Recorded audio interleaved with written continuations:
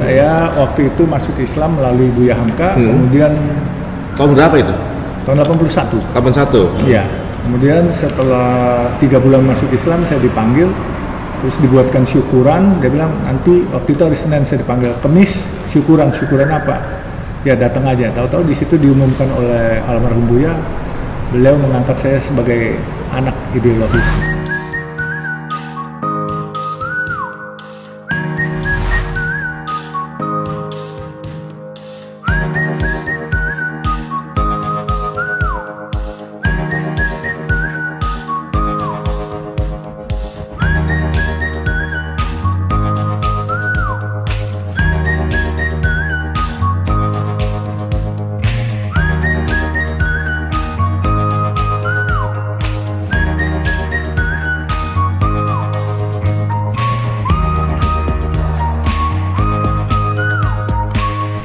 Nah, alhamdulillah akhirnya kita bisa ketemu dengan Pak Yusuf Hamka sendiri. Assalamualaikum nih Pak Yusuf. Waalaikumsalam. Masya Allah, luar biasa. Ini kayak saya kalau pulang ke rumah ini ngeliat bangunan ini unik di pinggir tol. Udah gitu warnanya juga eye catching. Langsung kita ngerasa tertarik nih Pak Yusuf. Wah, ini ada yang bikin masjid di sebelah tol nih, unik banget nih. Kita beroperasi, ketemu nama beliau. Kebetulan juga kita udah tahu waktu itu kisah mengenai nasi kuning waktu itu kan. Saya jadi penasaran untuk ngobrol sama Pak Yusuf. Terima kasih waktunya Pak Yusuf untuk memberikan waktu buat kita gitu ya. Banyak pelajaran yang mau saya gali dari Pak Yusuf sebenarnya nih. Sebelumnya saya dengar katanya Pak Yusuf rencana mau bikin berapa 1000 masjid apa nggak salah? Iya, disentil aja tuh mulut saya sama Tuhan ngomong 1000. Buset, mudah-mudahan begitu umur saya dikasih panjang. Amin. Insya Allah makanya kan dibilang 1000 masjid. Pada saat ini satu persatu dibangun gitu. Pada saat nanti suatu saat misalnya sudah waktunya habis dalam proses mau bangun 1000 kan? Iya. Masya Allah keren Jadi banget. kalau saya nggak sanggup, sudah ada baru di situ. dipanggil, anak udah harus ngurusin, udah dipesenin, udah wasiat. Gitu. Nanti anak udah dipesenin, kalau kamu juga ternyata umurnya udah dipanggil, anak lagi cucu saya gitu. Jadi udah wasiatnya udah turun temurun gitu. Waduh, kalau udah niatnya 1000 katanya kapanpun dipanggil pahalanya udah seperti 1000 tuh katanya. Amin. Waduh, amin. Ini idenya itu dari mana, Yusuf? Kok kepikiran ngebangun masjid? Sudah kan banyak sekali justru yang sudah sejak lahir Muslim nggak kepikiran bangun masjid, apalagi sampai 1000. Gini, kita udah lihat sebenarnya masjid di tempat kita banyak. Mereka cuman berpikir bikin masjid untuk tempat ibadah. Tapi saya kok kepengen berpikir bikin masjid, memakmurkan masjid menjadi tempat ibadah, menjadi tempat wisata religi juga. Dan dengan begitu masjid itu selain memberikan manfaat berfaedah untuk ibadah, berfaedah secara ekonomi juga. Ya, dimana kalau dia menjadi tempat wisata religi, paling tidak daerah-daerah itu dan masyarakat itu ekonominya akan bergerak. Mereka bisa menjual cenderamata, mereka bisa menjual makanan, minuman, dengan sendirinya otomatis satu kawasan ekonomi baru di sentra-sentra mungkin sentra-sentra baru. Nah, dengan sendirinya dampaknya selain kesejahteraan masyarakat setempat, harga tanah di sekitar sini akan ikut melambung naik. Jadi kita memberikan kesempatan kepada mereka.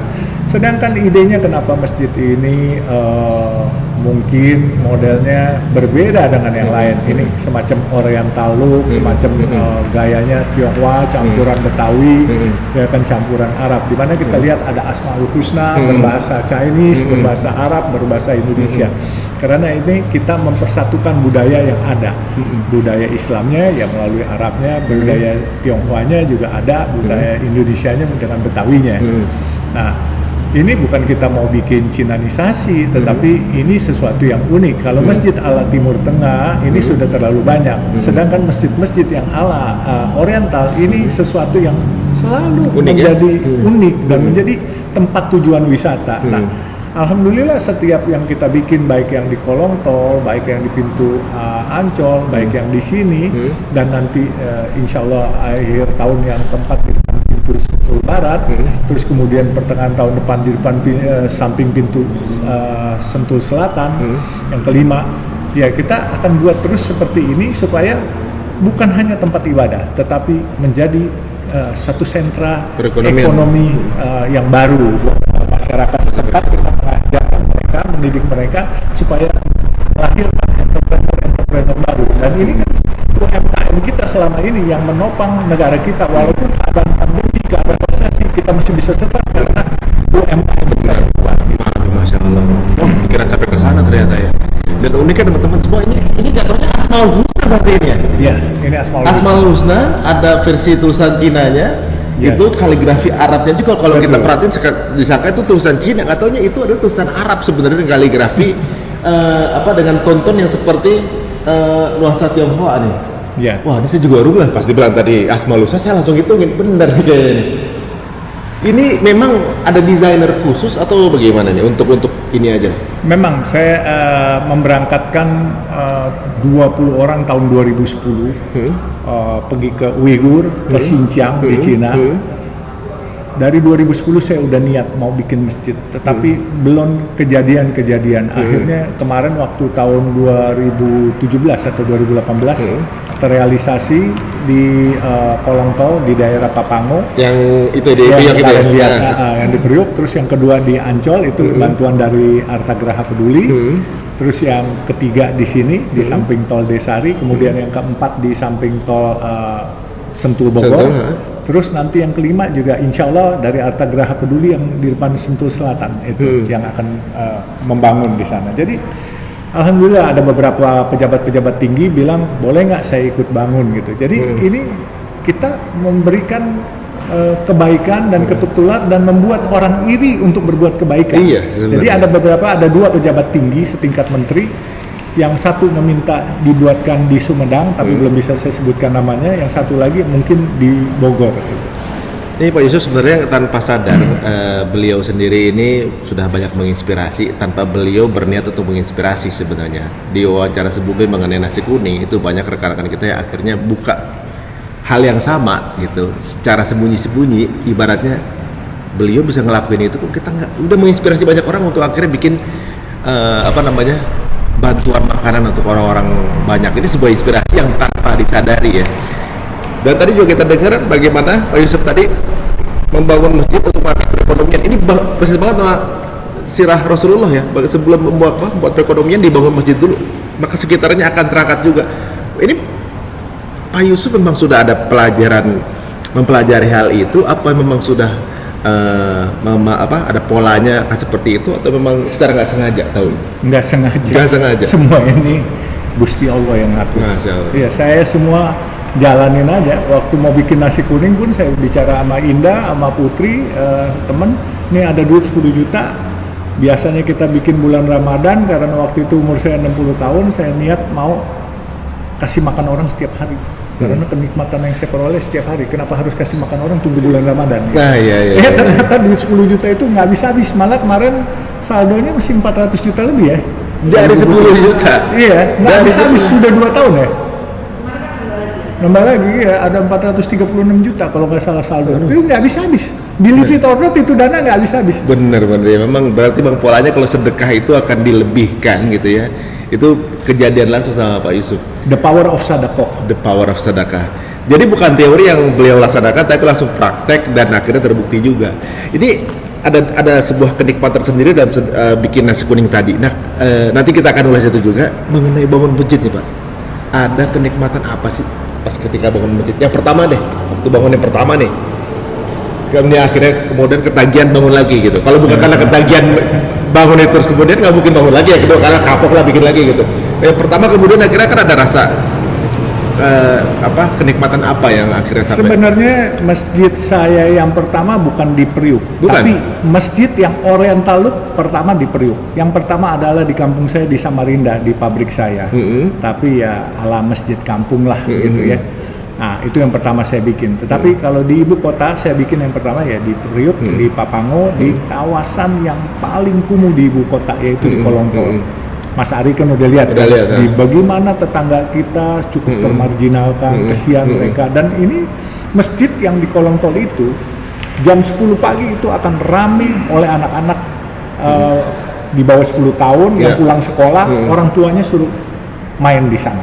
Kemudian jam 12 siang ibu-ibunya bawa makanan nyuapinnya anak-anaknya. Di situ ya. Nah, kemudian anak-anaknya kelar makan, anak-anaknya suruh belajar. Di situ juga Ada kita TPA-nya ya?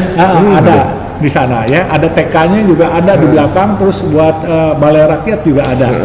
Setelah anak-anaknya main, biasanya ibu-ibunya itu akan berinteraksi sesama ibu-ibu sambil yang sekarang mungkin udah nggak ada, main cari-carian kutu. Ya, Masih ada itu di situ. Masih ada ya, di dalam. Makanya di situ jadi buat tempat berinteraksi. Jadi di sana ada TPA, ada perpustakaan, ada taman kanak-kanak ya. Ada aula juga sih ya. Ada aulanya. Jadi kemudian dia punya teras itu. Adik-adik kita yang rumahnya maaf sebagian masih tanah merah, dia bisa tidur-tiduran karena dingin, ada keramik, marmer semua kan Mas Ari pernah lihat di sana. Jadi ya maksud saya bikin masjid ini kan kalau bisa masjid itu selain bermanfaat buat tempat ibadah dan masjid itu kalau bisa nggak usah minta-minta duit dari orang, bisa memakmurkan dirinya sendiri. Jadi di sini kita masjid-masjid saya ya alhamdulillah saya bangun nggak minta sumbangan, nggak bikin proposal ke orang-orang karena saya ingin menunjukkan satu citra Islam, citra yang baru. Islam yang kalau bisa tidak perlu meminta-minta, tetapi carilah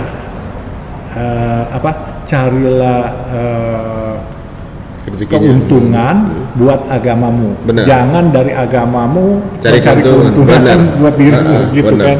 Itu kira-kira begitu. Jadi, nah makanya alhamdulillah masjid-masjid kita, ya kalau ada yang mau nyumbang satu masjid silakan. Kalau nyumbang sedikit-sedikit ya kita nggak minta, kita terima, ya kan. Nah kalau yang dari Arta Geraha Peduli nyumbang satu musola di depan pintu Karnaval Ancol. Rencana satu lagi mungkin di depan pintu Sentul Selatan. Yang Sentul Barat saya udah bangun, gitu. Jadi kalau dibilang ketagihan, saya pikir ketagihannya kenapa? Percaya atau tidak percaya, the power of sadaqah, terus the power of masjid mungkin ya, kita bikin masjid buat orang ibadah, kita berikan yang terbaik, itu dengan secara tidak langsung badan jadi tambah sehat, umur jadi tambah panjang, insya Allah ya ini semuanya. Terus rezeki alhamdulillah jadi tambah lancar gitu. Nah ini yang saya alami. Terus ada lagi yang hebat, bahwa kadangkala kita manusia tidak luput dari rasa hilaf, penuh dengan aib. Allah suka menutupkan aib kita itu. Waduh ya, banyak hikmah. Beliau seorang mualaf tapi sampai ke sana perasaannya. Kita ini yang udah lama gitu, kadang-kadang masih kelewatan kayak menyaksikan gitu ya kebesaran Allah. Ini uniknya, saya pernah baca bahwa Pak Yusuf Hamka ini adalah anak angkat dari Kiai Buya Hamka. Apakah benar? Betul. Saya waktu itu masuk Islam melalui Buya Hamka, kemudian tahun berapa itu? Tahun 81. 81. Iya. Kemudian setelah 3 bulan masuk Islam saya dipanggil, terus dibuatkan syukuran. Dia bilang nanti waktu itu hari Senin saya dipanggil, Kamis syukuran apa? Ya datang aja. Tahu-tahu di situ diumumkan oleh almarhum Buya, beliau mengangkat saya sebagai anak ideologisnya. Jadi diberikan nama Yusuf Hamka. Jadi ini sesuatu yang luar biasa. Yusuf itu dari beliau. Dari beliau. Jadi namanya sudah dikasih, dan pesan beliau ya berdakwah di kalangan teman-teman keturunan Tionghoa, ajak mereka kembali ke agama leluhur mereka. Agama leluhur mereka adalah Islam katanya. Jadi itu pesan beliau. Banyak juga sejarah yang mengatakan bahwa mungkin salah satu yang membawa masuk agama Islam ke Indonesia adalah dari Tionghoa juga. Cheng Ho. Benar.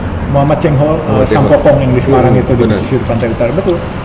Itu panglima besar Cina yang beragama Islam. Nah iya, saya juga baca itu tuh. Nah hadis kan ada katanya, kalau nggak salah ya, tuntutlah ilmu itu walaupun sampai ke negeri Cina. Kenapa itu Nabi kita harus bilang negeri Cina gitu? Pasti udah masuk ke sana dulu. Benar. Dia nggak masuk ke Amerika dulu, nggak masuk ke sini dulu. Nah kemudian orang Cina yang karena populasinya banyak, bertebaranlah kemana-mana, dia merantau. Akhirnya membawa Islam lama di sini ya dari. Jadi ternyata banyak juga korelasi-korelasi yang baru kita ketahui sekarang gitu ya. Kayak di Al-Quran ada surat Al-Qamar, waktu Rasulullah belah bulan, ternyata ada manuskrip di Cina yang menggambarkan bulan terbelah. Jadi korelasinya jauh banget tuh. Ternyata orang di Cina juga melihat kejadian itu. Waduh, ini banyak hal yang tentunya juga unik nih perlu kita tanyakan. Pak Yusuf waktu sebelumnya dulu kok tertarik belajar sama Kiai Buya Hamka tuh gimana ceritanya gitu? Nah, itu semua gerak Allah juga. Saya baca majalah, ada seorang pengusaha masuk Islam di Al-Azhar. Terus saya sebenarnya udah dihitan duluan waktu itu, kepengen masuk Islam di Samarinda, tapi saya belum berani, takut karena keluarga saya kan masih belum Muslim semua, dihitannya udah. Nah, akhirnya begitu saya baca majalah ada orang masuk Islam di Al-Azhar, saya memberanikan diri, saya datang ke sana, ke Al-Azhar. Terus waktu itu imam di sana, Ustadz Zaini membawa saya ke rumah ketua Al-Azhar yaitu Buya Hamka. Nah, Buya Hamka saya bilang saya mau masuk Islam, dia bilang kamu harus masuk hari ini. Enggak, saya bilang besok saya mau belajar dulu. Nggak boleh, nanti kalau kamu pulang kamu meninggal kafir, dosanya sama Buya. Oh begitu, malah beliau menyarankan untuk belajar dulu? Enggak, saya yang minta mau belajar dulu. Beliau bilang nggak usah, ikutin saya aja baca 2 kalimat syahadat. Oh gitu. Udah, Bismillah aja, nggak apa-apa nih, nggak apa-apa ya udah, langsung. Jadi saya juga nggak tahu apa yang menggerakkan beliau sehingga beliau mau memberikan namanya, menyuruh saya untuk berdakwah di kalangan teman-teman beliau, mengajak mereka kembali ke agama leluhur yaitu Islam. Itu pesan beliau. Tapi apa yang membuat Pak Yusuf tertarik dengan Islam awalnya? Ya lingkungan saya pertama dulu saya kan main di kampung. Di kampung itu semua banyakan Muslim semua. Kadang-kadang saya lagi main sama teman-teman saya, orang tuanya bilang sholat dulu katanya. Saya kadang-kadang pengen tahu sholat apa sih. Kalau pagi saya mau ajak olahraga, dia bilang subuh dulu, jangan sebelum berangkat katanya. Apaan sih sholat? Saya suka tanya sama teman-teman, apaan sih sholat dulu? Iya, ngucapin terima kasih sama Tuhan. Oh iya, ya udah gitu. Nah, belakangan saya lihat hidup saya pernah belajar di sekolah, ekskulnya agama Buddha, pernah belajar agama Kristen, agama Islam nggak pernah. Tetapi seiring berjalannya waktu, saya sering dengan komunitas Muslim main gitu, teman main. Kok rasanya yang cocok buat saya kayak orang milih mobil, ada Toyota, ada Honda, ada mobil SMK. Mungkin saya milihnya SMK gitu, lebih cocok buat saya daripada Toyota gitu. Jadi saya naik SMK. Orang bilang SMK katanya Islam agamanya orang miskin. Enggak kok. Ternyata saya masuk Islam tambah kaya gitu. Beda, apa bilang dulu waktu saya masuk Islam, teman-teman saya semua pada ngucilin saya, dia bilang ngapain tuh agama orang miskin gitu. Saya bilang enak aja lu agama orang miskin. Sekarang kalau jadi kaya gara-gara Islam nyesel lo. Ternyata itu hidupnya itu jauh sebelum jadi pengusaha atau sudah waktu itu? Belum sebagai pengusaha. Belum. Saya masih belum punya kerja apa-apa itu. Makanya saya bilang, ya kan di Islam itu kan barang siapa mengucapkan 2 kalimat syahadat, itu bersih putih lagi tanpa dosa. Benar. Kan? Mungkin waktu itu saya jadi tidak berdosa ya, disayang Tuhan ya, dikasih rezeki. Dikasih rezeki dilancarkan gitu ya. Waduh, ini unik sekali nih. Jadi di lingkungan keluarga sebenarnya non Muslim, kemudian di lingkungan main justru teman-teman ini Muslim, cuma baru sekitar tahun 81 akhirnya memutuskan untuk bermualah. Ada penyesuaian apa awal-awalnya? Yang belum terbiasa awal-awalnya gitu kan. Biasanya kan kalau udah masuk Islam sholat tiap hari gitu. Betul, sholatnya sih ya bisa sih kadang-kala lupa bilang, tapi yang penyesuaian yang paling berat adalah di kala bulan puasa. Bulan puasa itu waktu puasa pertama saya ingat saya di Samarinda. Rumah kami kan atapnya cuma seng aja, nggak ada plafonnya gitu. Rumah di kampung di hutan ya. Terus pagi-pagi waktu puasa saya nggak mau bangun, rupanya ibu saya yang non muslim, ibu saya dia bangunin saya jam 3. Saya bilang, "Mah, masih ngantuk." "Apaan sih?" "Sahur." Udahlah nggak usah." "Mama udah beli penggorengan buat masak yang pisah," katanya. "Pasti halal," katanya, "makanannya mama udah siapin." Nah, begitu ibu saya bilang penggorengannya pisah, saya merasa, ibu saya aja menghormati walaupun dia bukan muslim. Masa kok saya diem aja? Ya udah sahur dah. Nah, begitu siang hari jam 2 jam 3 saya bilang, "Mah, haus mah, batalin aja ya mah." "Jangan," katanya, "kamu tidur di kamar mama." Kebenaran ibu saya kamarnya punya AC, saya nggak punya AC, panas banget gitu. "Udah, kamu diem aja di kamar mama," katanya. Kamarnya masih ada pakai kelambu kan, dulu orang sini dulu kan kelambu pakai AC. Jadi saya tidur di situ deh jam 3 tuh. Nah, kemudian begitu udah beduk maghrib saya dibangunin. Udah maghrib bisa juga ya sehari puasa. Saya pikir tadinya nggak bisa itu lah. Nah, sejak situ mulai bisa. Mulai terbiasa. Iya. Waduh. Ya, berarti ibunda ini banget ya perhatian. Ayah ibu saya mensupport walaupun mereka bukan muslim. Waduh, luar Itu biasa. yang luar biasa. Makanya saya bilang, aduh punya orang tua yang luar biasa, saudara-saudara luar biasa. Ya kan teman-teman juga yang luar biasa. Hidup ini jadi serba luar biasa. Oleh sebab itu keluar biasaan itu harus banyak untuk membantu orang lain. Benar. Jadi ibaratnya kalau saya lihat bagaimana yang dilakukan sama Pak Yusuf ini luar biasa. Beliau membangun masjid dengan nuansa Tionghoa. Ini menurut saya ini banyak nilai plusnya. Karena apa? Satu, menunjukkan bahwa kita tuh banyak persamaan dibanding perbedaan sebenarnya. Tapi orang lebih fokus pada perbedaannya gitu. Padahal persamaannya banyak, sama-sama tinggal di Indonesia, sama-sama manusia, sama-sama humankind. Kalau ada perbedaan sedikit demi sedikit itu ya sunatullah ya Pak Yusuf. Betul. Nah di sini menunjukkan bahwa tidak ada image khusus untuk agama Islam. Dengan budaya apapun Islam itu bisa masuk, ya kan ya Pak ya? Di sini kalau saya lihat, kalau mungkin orang yang nggak tahu dari luar ini kayak perguruan silat ya, perguruan kungfu.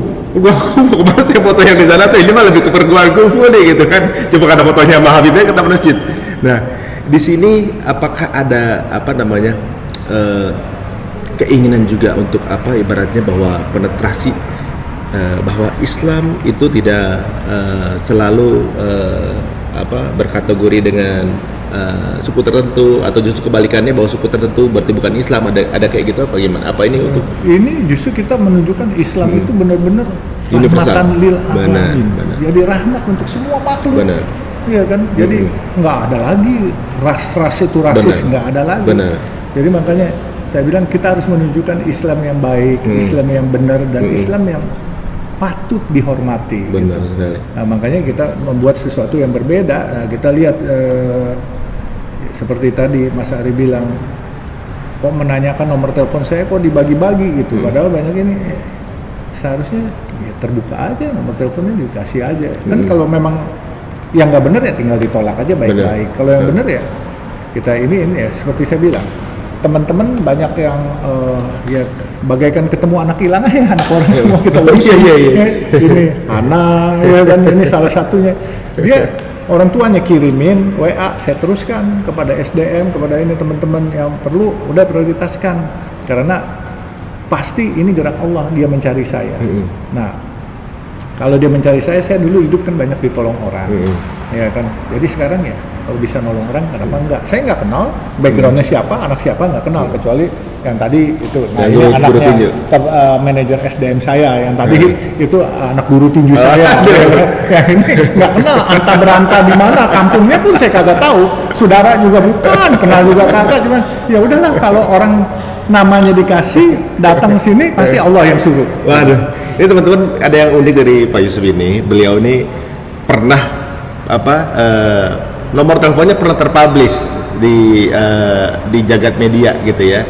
Tadi YouTube kalau nggak salah waktu itu beliau publish nomor teleponnya walaupun secara tidak sengaja, dan ternyata banyak yang menghubungi beliau untuk mungkin meminta pekerjaan atau juga mungkin ada minta bimbingan atau segala macam gitu. Ternyata semua yang masuk itu dibaca ya Pak? Dibaca dan dijawab. Dibaca dan dijawab gitu. Dan beberapa diantaranya bahkan sekarang sudah menjadi bagian dari staf beliau. Udah berapa puluh orang nih?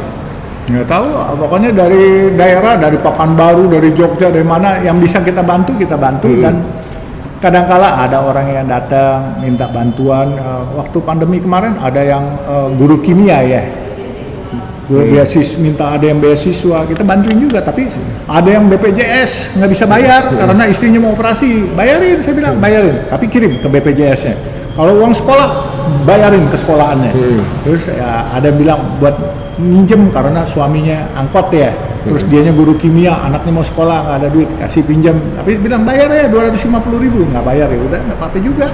Kalau verifikasinya mana yang palsu atau juga mana yang kan kadang-kadang misalnya ada yang hoax gitu, contohnya saya suruh orang datang, staf saya harus datang ke tempatnya. Kalau emang ini kayaknya perlu dibantu tapi masih dicek dulu nih. Dicek dulu.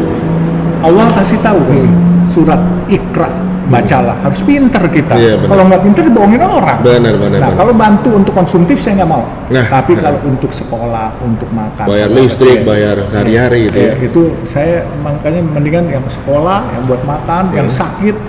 Itu ada seorang pembantu rumah tangga laki-laki di Bekasi. Dia WA saya, dia bilang istri saya sebentar lagi mau melahirkan, saya nggak ada uang buat bayar BPJS, sudah telat 6 bulan ya, 6 bulan. Saya bilang kalau kamu benar, tolong kirim identitas kamu yang lengkap. Dia kirim semua, ini istrinya kartu keluarga, mana BPJS-nya, nomor berapa. Saya bilang sama orang saya, cek ke BPJS, kalau memang benar langsung bayarin. Begitu bayarin kita kirim ke dia, sudah dibayar, silakan. Udah, dan kita nggak perlu cari tahu kalau yang begitu karena bayar kepada pemerintah, lembaga resmi gitu. Itu akan disalahgunakan kan? Iya, jadi kalau ada yang minta juga buat pribadi-pribadi, kita lihat kebutuhannya apa. Tapi kebanyakan ada yang minta buat pribadi yang hoax gitu. Iya. Hoax, Beli motor. dia bilang buat bangun masjid atau apa gitu, nah, kita nggak kasih. Dan kadang-kala kalau ada satu orang yang anaknya gendang telinganya mendapat gangguan. Terus dia minta bantuan. Saya bilang, mau beli apa? Beli alat bantu dengar. Oke, kasih alamat tokonya apa di Malang. Kasih tokonya. Barangnya jadi yang dibawa. Iya, saya kirim dia ke sana. Saya nggak mau kirim ke dia. Saya kirim langsung ke tokonya. Tinggal diambil. Iya, dia tinggal ambil. Saya minta rekeningnya semua. Jadi mending begitu. Nah, ya banyak lah. Ada yang menyalahgunakan juga ada gitu. Tapi rata-rata mostly 90% sih jujur lah. Benar. Masya Allah teman-teman. Jadi kalau ada kesempatan untuk membantu, ada mungkin ada ibaratnya orang minta kita untuk membantu mereka, itu berarti bukan apa-apa, melainkan Allah itu yang ngirim kita, ngirim orang itu untuk ke kita. Ini benar pandangan yang luar biasa ya. Berarti angle ini mungkin jarang dimiliki tiap orang. Jadi berarti kalau kita ngelihat, saya sendiri ngeliat DM suka suuzon, ini bener apa enggak gitu. Tapi Pak Yusuf ini dicek langsung. Ibaratnya ada kisah juga Rasulullah, semua yang minta pertolongan semuanya dibantu. Sampai akhirnya beliau nggak punya apa-apa, dia kasih rujukan siapa yang bisa bantu. Tapi dengan syarat membantunya ternyata memang harus ditelusuri dulu. Tapi Pak Yusuf juga begitu juga. Ada timnya juga yang ngecek apa kebutuhannya, langsung bendanya. Duh, ini luar biasa banget nih. Dari sekian banyak yang pernah dilakukan sama Pak Yusuf ini mungkin kita bisa bilang hikmahnya adalah mengenai sedekah ya ini. Pernah nggak ada sedekah dari Pak Yusuf yang Pak Yusuf sendiri nyesal sedekah itu? Sedekahin itu, ada pernah nyesal nggak? Saya akan menyesal kalau sedekah yang katanya orang itu buat, misalnya dia sakit, bayar rumah sakit, tahu-tahu dia pakai buat beli barang-barang branded.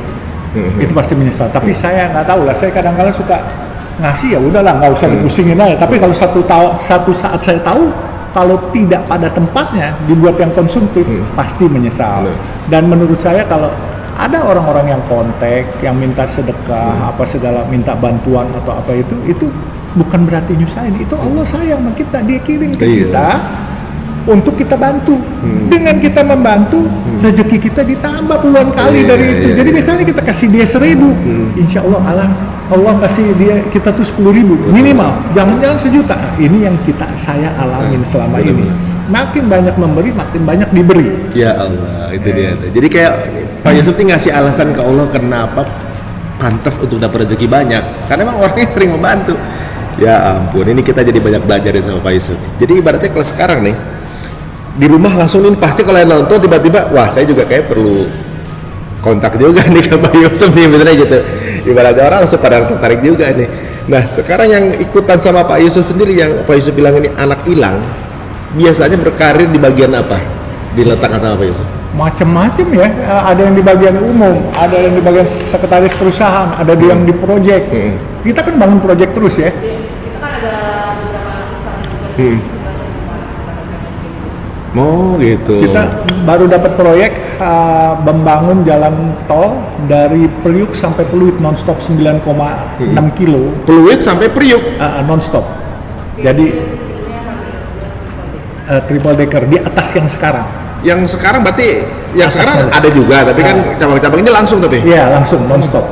Berarti tinggi dong. Tinggi dan ongkosnya mahal. 15,9 T proyeknya. Gitu. anak kampung mas, Wah, dulu anak megang 15 juta aja kagak bisa, sekarang dikasih proyek 15,9 T. Itu siapa yang? Masya Allah. Bukan saya yang pinter tuh, gerak Iya, Allah, benar.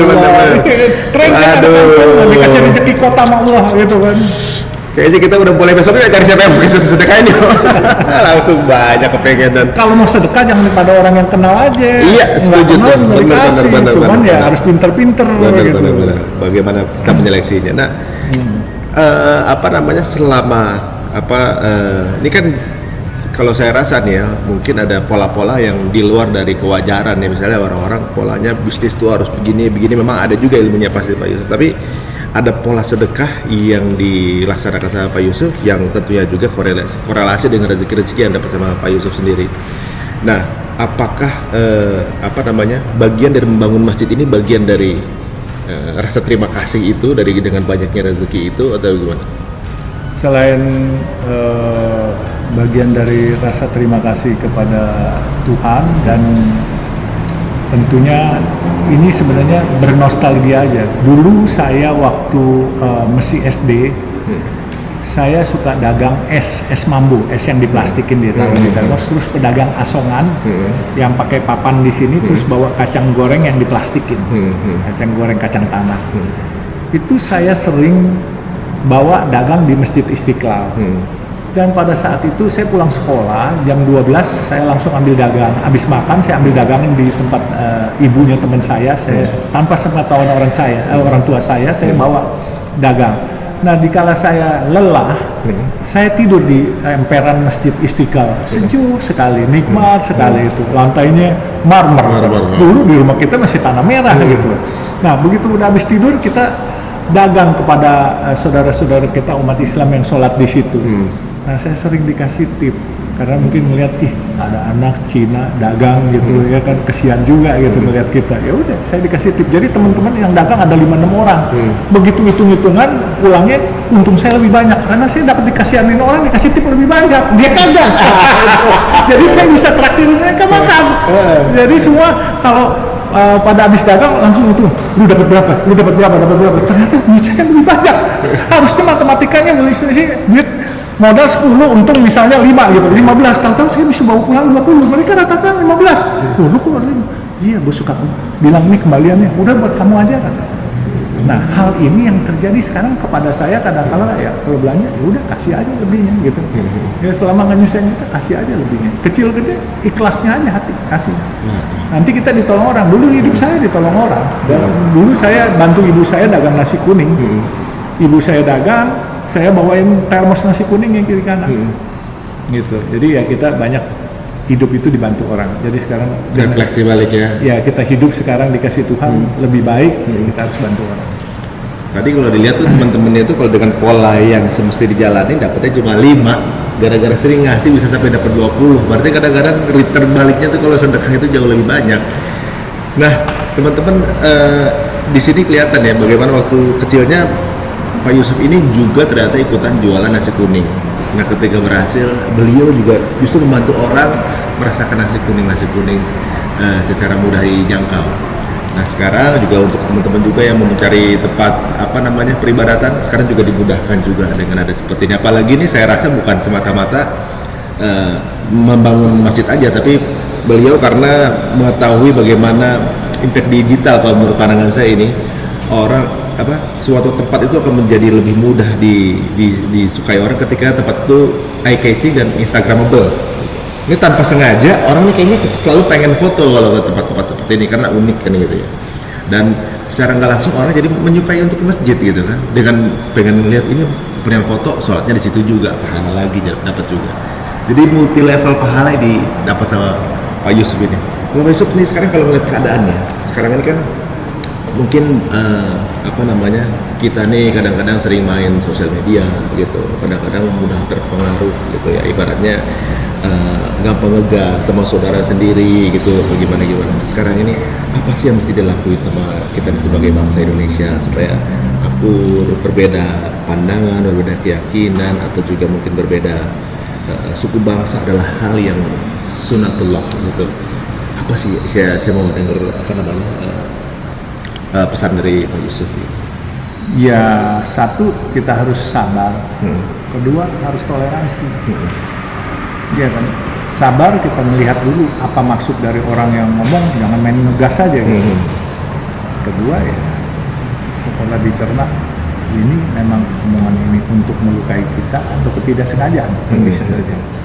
Terus kemudian toleransi jangan sampai diprovokasi, toleransi juga melihat keadaan orang, empati, simpati, semua jadi satu. Nah, oleh sebab itu, andai kata banyak duit tetapi banyak musuhnya juga kagak enak.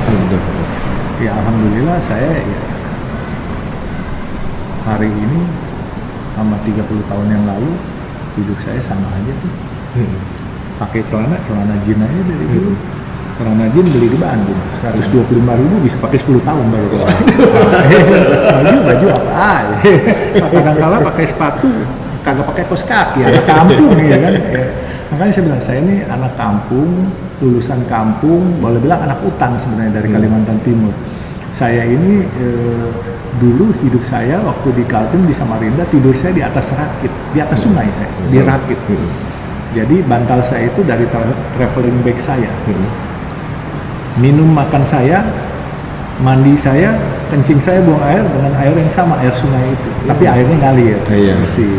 Ya, makanan yang paling mewah buat saya kalau saya naik sampan pergi ke warung di seberang. Itu naik sampan dulu, kurang lebih 10 menit saya nyebrang untuk sampai ke warung. Yang paling mewah adalah telur, kornet atau sarden yang kalengan. Itu yang paling mewah. Jadi kalau mau ke pasar pekan namanya, seminggu sekali.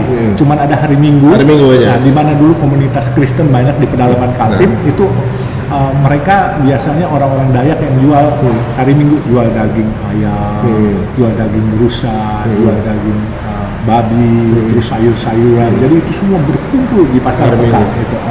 Jadi kalau mau makan yang enak ya harus beli di pekan gitu. Kalau yang biasa-biasa yang enak di warung itu mesti naik sampan, kita lewatin anak Sungai Mahakam 10 menit gitu. Jadi ya makanya kehidupan yang sulit itu tentunya tidak membuat kita patah semangat. Kita harus bangkit dari kesulitan itu dan kita jauh lebih tertempa sehingga kita lebih tough, ulet gitu, sehingga ya kita bisa bangkit ya. Alhamdulillah kakak-kakak saya sarjana semua, saya ini enggak gitu. Wah, itu banyak yang merendah nih. Makanya saya bilang, jadi dikala dagang nasi kuning Mas Ari itu mengajarkan saya beberapa hal. Terutama mengajarkan saya untuk sedekah itu tidak boleh dimonopoli, sehingga barokahnya dapat juga tidak boleh termonopoli. Apa contohnya? Waktu itu di Keramat Raya 47, yaitu gedung PMI DKI, kita buka nasi kuning di sana. Saya ikut melayani itu dengan ketua Palang Merahnya waktu itu, suaminya Mbak Danti, putrinya Mbak Tutut itu. Suaminya Mas Reza. Saya layani tukang parkir di situ, pakai celana pendek, dia makan. Dia punya duit 10.000, dia bayar 3.000. Karena saya suruh bayar 3.000, saya nggak kasih gratis. Kalau saya kasih gratis, yang nggak butuh pun ikut ngambil. Benar. Ya. Kalau ada pride-nya, dia ada pride, dia bayar. Dan juga buat dia bisa jadi ajang sedekah. Contohnya yang tadi saya bilang, tukang parkir, dia kasih 10 ribuan, dia bayar, makan dia 3.000. Dia ada 7.000. 2 menit kemudian dia nenteng kakek-kakek pakai tongkat. Saya mau sedekah buat nih kakek, dia kasih 5 ribuan, dia dapat kembalian 2.000. Jadi dia bisa makan, dia bisa sedekah, dia masih ada save 4.000 lagi, dia bisa simpan buat bawa pulang. Jadi saya bilang ajang sedekah di antara kita dan sesama kita.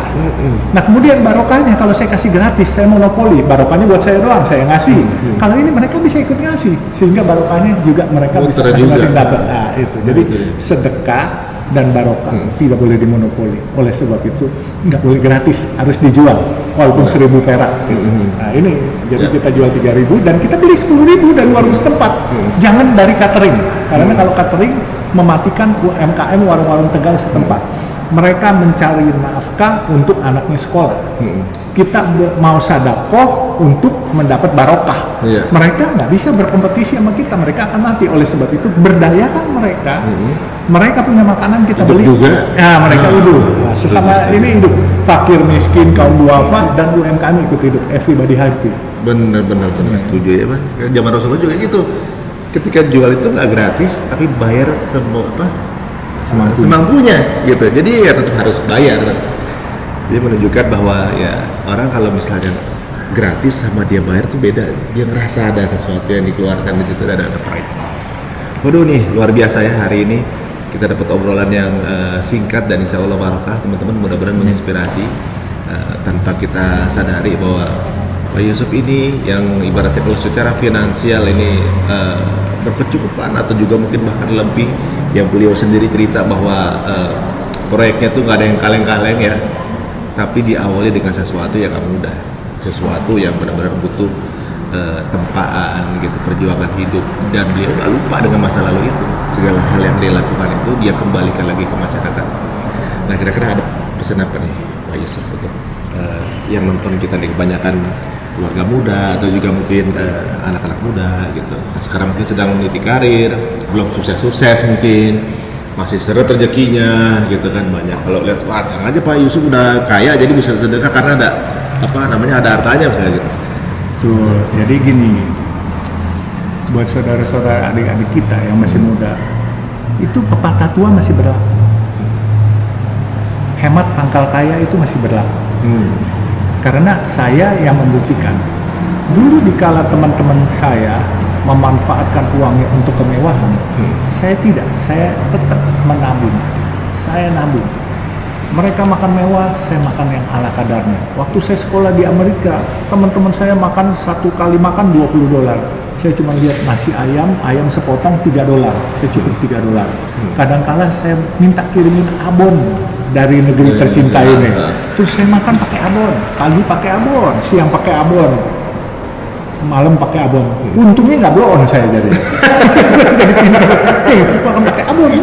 Gitu. Jadi ya hidup begitu. Berapa lama tuh? 3 tahun. Terus kadang-kala dikirimin teri sama kacang.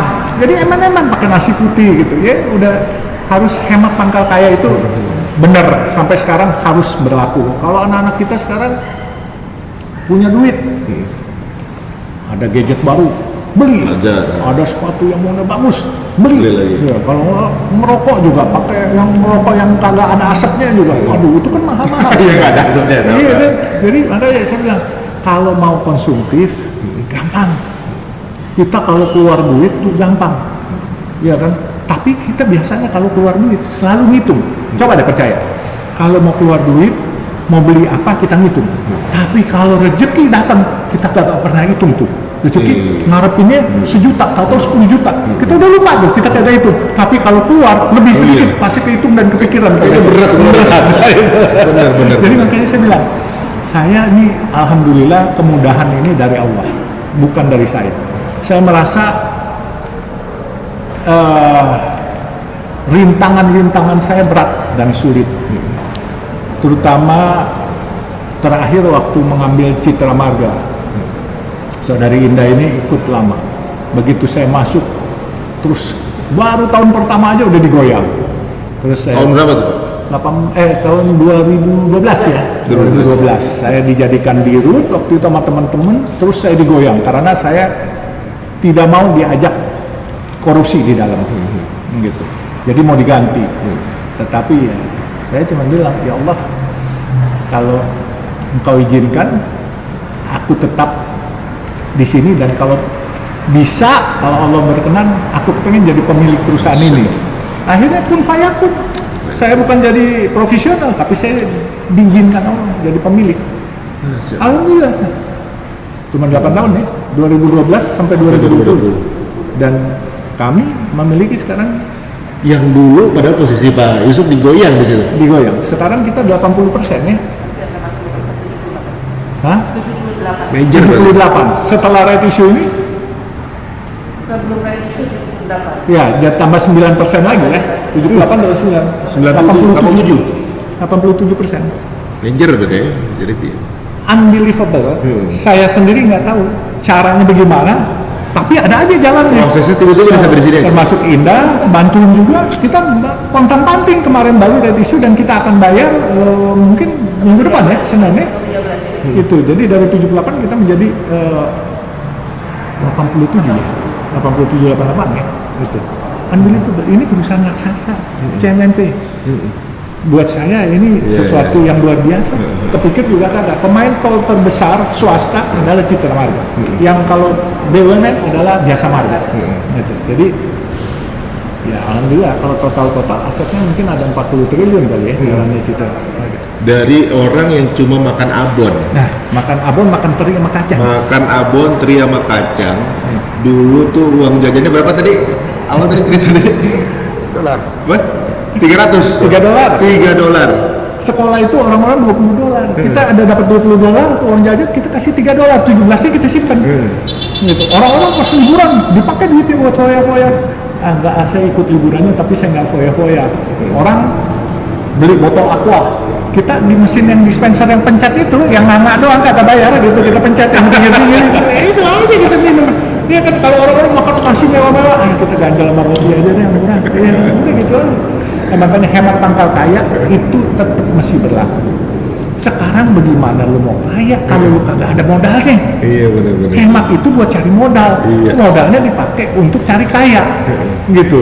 Jadi makanya kalau belum apa-apa modal kagak ada, Allah juga nggak mungkin kasih lu kaya. Begitu nih, langsung jadi kaya.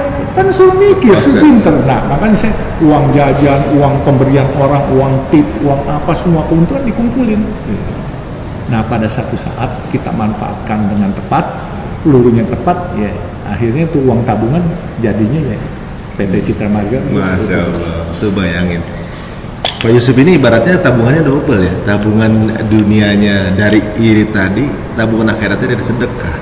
Kelancaran ini mungkin bisa aja dari berapa orang yang sudah banyak dibantu beliau, banyak yang doain. Kita nggak pernah tahu dari doa-doa yang mana yang memudahkan jalannya Pak Yusuf nih. Jadi teman-teman, aduh, udah bukan zamannya lagi kita berat membantu dan udah bukan zamannya lagi kita boros-borosan.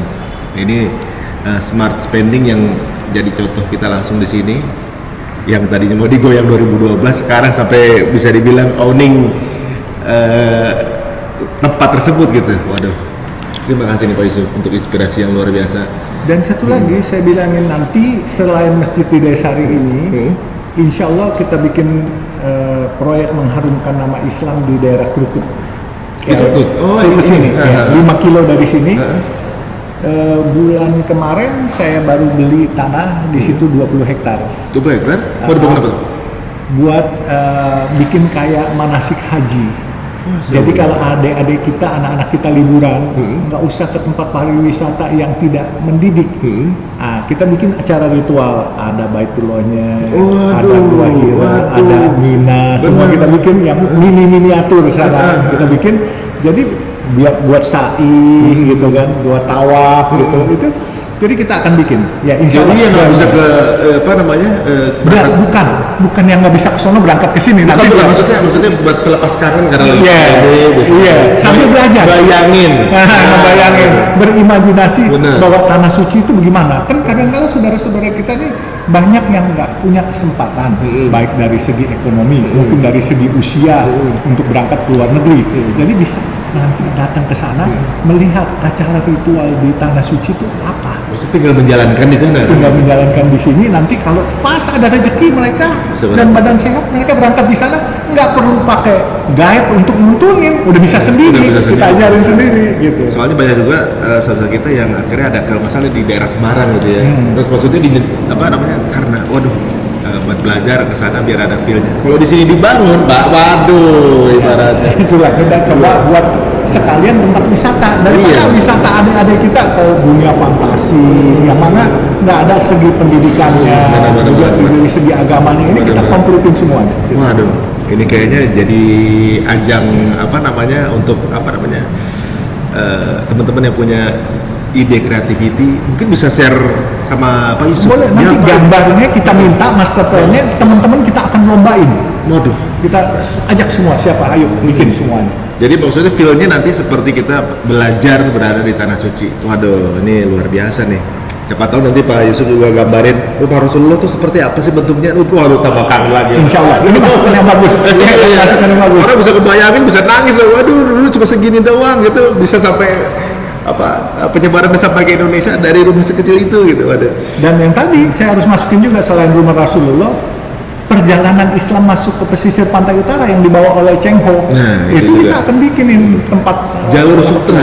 jalur sutra. Jalur sutra. Waduh. Bukan Kama Sutra loh. Tahu juga kan tuh. Saya juga sempat baca mengenai jalur sutra itu. Jadi mungkin banyak teman-teman juga yang belum paham bahwa sebenarnya teman-teman dari Tionghoa juga memiliki andil yang lumayan besar untuk perkembangan Islam di Indonesia.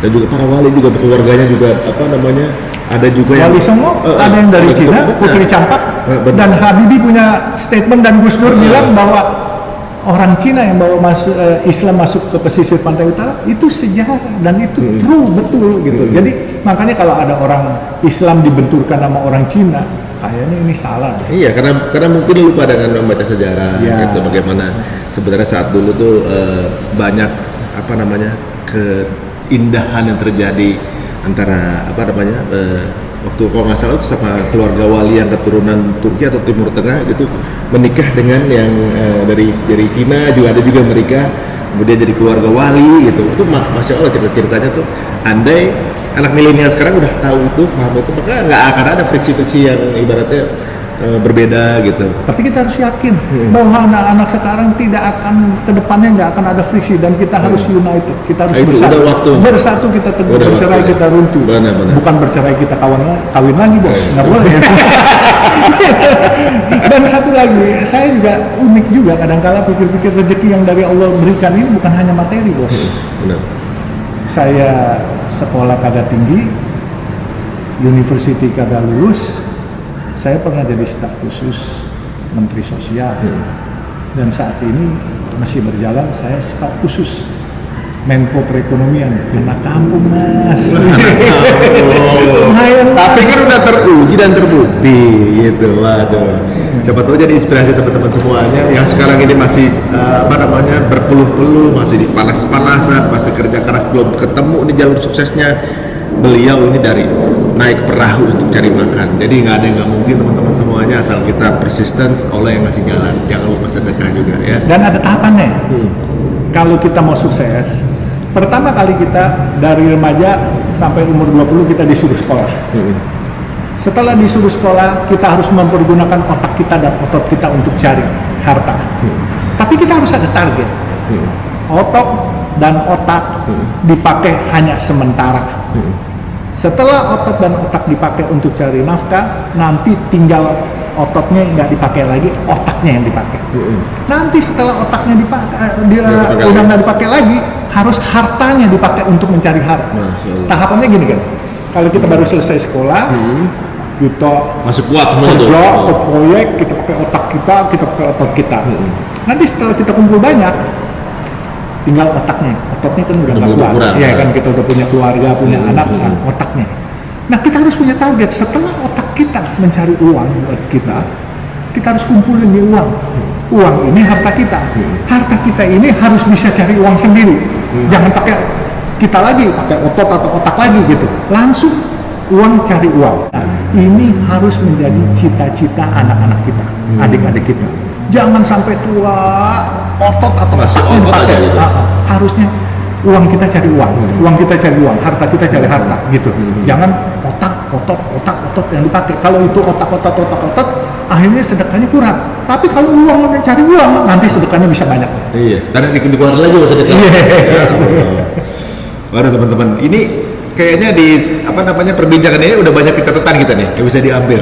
Teman-teman yang suka nyatat ini bisa ambil banyak quote nih sebenarnya dari Pak Yusuf ini, atau juga mungkin bisa jadi post caption buat Instagram teman-teman semua nih. Luar biasa deh. Ada satu kata ya. Ada lagi nih. Harta disimpan akan jadi rebutan dan jadi warisan. Ketika warisan. Harta dimakan akan jadi kotoran kan. Benar. Kalau harta diamalin buat kasih makan orang atau buat masjid ini dipakai orang banyak, Oh iya. didoain orang nggak? Bener. Biarpun kita udah pergi, Bener. tetap didoain orang. Anak cucu kita juga didoain orang. Terkapitalisasi. Nah itu. Jadi makanya kalau nyimpen harta banyak-banyak dimakan jadi kotoran, Bener. disimpan jadi warisan, rebutan malah. Jangan-jangan kita udah pergi pada berantem semua Bener. gara-gara warisan bunuh-bunuhan. Iya. Tapi kalau kita sedekahin, kita amalin, kita bantu bangunin rumah-rumah Allah begini, Bener. insya Allah keluarga kita semua selamat. Udah, pokoknya. ini yang dibangun ya tempat-tempat mulia lagi, nggak bakal jadi kotoran, udah gitu nggak bakal jadi rebutan juga, malah ini jadi tempat manfaat buat banyak orang. Ini mudah-mudahan menginspirasi teman-teman ya, bahwa kalau tujuannya hanya untuk mewah-mewahan, beliau sih kurang apa untuk mewah-mewahan, tapi memilih untuk hidup sederhana tapi manfaatnya yang luar biasa. Ini luar biasa, bisa menjadi pelajaran buat kita semuanya ya. Saya kayaknya harus mulai mencari celana 125.000 seperti ini biar lebih, jadi lebih humble gitu rasanya ya, luar biasanya juga. Aduh, memang kalau sudah melewati banyak pengalaman hidup itu banyak hal yang bisa bikin kita jadi menambah banyak ilmu. Ini secara nggak langsung, walaupun sekarang otot masih dipakai Pak Yusuf. Otot buat amal sekarang. Buat amal. Bukan Ya? buat cari harta lagi. Bener. Sekarang ilmu di-share ya, semua orang ya. Di-share, silakan. Mau tanya apa aja, anytime 24 jam. Bener. Dan untuk yang anak-anak hilang juga di sini berkarya lagi. Jadi ibaratnya kalau orang sukses bukan buat dirinya tapi buat mensukseskan orang lain. Beliau juga lakuin. Jadi quote-quote mengenai kesuksesan dipraktekin semua sama beliau tanpa harus belajar itu, jadi langsung on the spot. Ada lagi, orang selalu mempermasalahkan pribumi dan non pribumi. Ini yang harus Mas Ari bantu sosialisasikan. Yang pribumi itu apa sih? Mas Ari berasa Mas Ari lahir di sini pribumi, tapi nggak cinta tanah air. Sama aja bohong. Nggak cinta sama rakyatnya, nggak cinta sama karyawannya. Bisa dibilang pribumi nggak? Iya, benar juga. Ya. Siapapun dia, mau Arab, mau Cina, mau India, kalau dia cinta tanah air, dia sayang sama rakyatnya, dialah pribumi Dia sebenarnya. Itu. Karena pada saat waktu penjajahan Belanda dulu, ketika nyerang, itu yang berjuang barengan. Mau Arab, Cina, Betawi, Jawa, Maluku, nggak lihat asal dari mana, ini penjajah depan rame-rame gitu, bahu membahu. Itu sama-sama pribumi. Jadi sekarang ini udah waktunya kita bersanding, bukan bersaing. Teman-teman, beliau mencontohkan sama kita bagaimana itu Bhinneka Tunggal Ika, toleransi, dan bagaimana kebersamaan yang bisa dirajut dengan indah, dan membuktikan beliau banyak rezeki tapi cinta dengan kedamaian, kebersamaan, dan juga doyan sedekah. Waduh, ini banyak ilmu yang kita dapatkan di sini teman-teman, mudah-mudahan menginspirasi. Jangan lupa untuk komen yang luar biasa, doain buat beliau dan keluarganya kesehatan. Dan kalau mau tahu lebih lanjut mengenai beliau, Pak Yusuf ada YouTube atau Instagram? Saya ada Instagram atas nama Yusuf Hamka, pakai Jusuf. Yusuf Hamka. Iya. Ya, boleh mungkin follow akun beliau. Beliau juga orang setiap pertanyaan juga selalu dijawab gitu ya. Nanti saya juga mau tanya nomor telepon beliau kayaknya nih, mau ngobrol. Terima kasih Pak Yusuf. Mudah-mudahan banyak manfaat. Teman-teman, sampai ketemu lagi di episode berikutnya. Assalamualaikum warahmatullahi wabarakatuh. Waalaikumsalam warahmatullahi wabarakatuh.